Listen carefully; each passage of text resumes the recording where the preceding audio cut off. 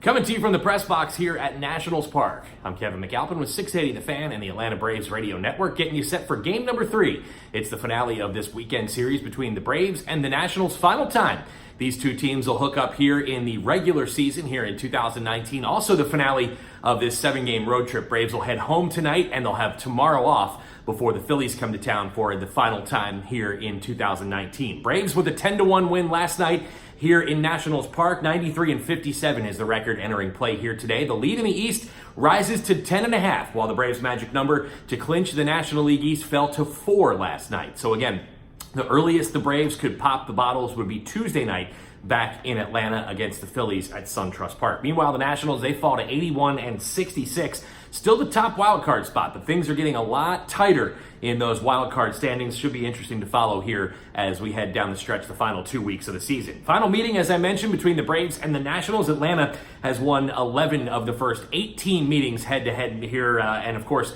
with last night's win, they did clinch a playoff berth. That's the good news. The bad news, let's talk about the big story from last night for just a moment. Charlie Culberson in the 7th inning was squaring around to bunt in a 1-1 game with 2 runners on and nobody out in the inning, and the pitch from Fernando Rodney ran up and in and got Charlie Culberson on his right cheek. And if you missed the game last night, certainly a scary scene here in DC. Anytime somebody is hit up in the face area, Charlie was down for a couple of minutes and then was finally able to be carted off the field.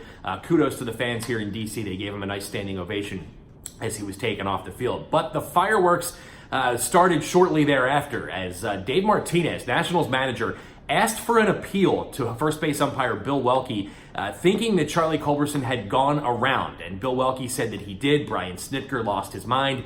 He was ejected. And if you missed the post-game audio from last night, that's about as upset, about as sad as I've seen Brian Snitker in a long, long time, holding back tears a couple of different times, saying we're all just praying for Charlie. And certainly all of us here at the Braves Radio Network hoping for good news for the Braves utility man, Charlie Culberson. We'll hope to have an update a little bit later on today, so stay with us right here on 680thefan.com, on Twitter, on Facebook, and Instagram as well. We will keep you posted on any news we hear on Charlie Culberson. I did speak to someone with knowledge of the situation this morning, and they said that Charlie is in good spirits, and they're hoping that it's avoiding a significant injury, but obviously they'll probably know more once the swelling goes down here in a couple of days. So again, all of us here at 680 The Fan and Braves Radio sending our best to Charlie Culberson, one of the really, really good guys in the game of baseball. Let's talk about what happened on the field for a moment. Mike Foltynewicz, 6 innings pitched last night. He gave up 1 earned, 1 walk, and he struck out 5. He gave up the run in the first inning, but really settled in. His fastball looked good, was able to locate his secondary stuff a lot better as that game went on. Braves have now won each of Folty's last 11 starts. That goes back to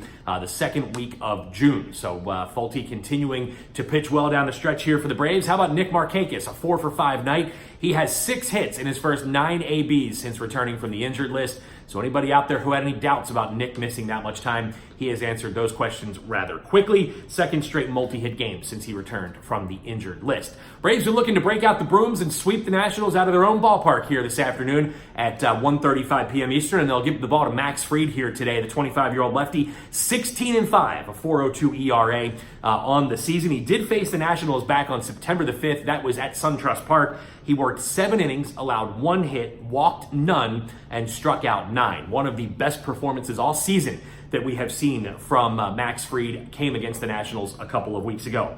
Today will be his 3rd start against the Nationals this season. He's given up a total of 4 earned over 12 innings worth of work with 14 strikeouts in those 12 innings. One of those appearances was out of the bullpen early on in the season, so just his 2nd start against Washington. And this afternoon, Max Fried looking to become the first Braves starting pitcher with 17 wins in the season since Tim Hudson, our old buddy Huddy, the pride of Auburn University, won 17 back in 2010. So again, Max Fried on the mound for the Braves here today against our old buddy Anibal Sanchez, the 35-year-old righty. 8-8 on the season, a 4.04 ERA in 27 starts for the Nationals here. He takes the ball here this afternoon. Last time he faced Atlanta, it wasn't a great start for Sanchez. He gave up 4 earned on 10 base hits over 5 innings of work. That was back on July the 31st, right here at Nationals Park.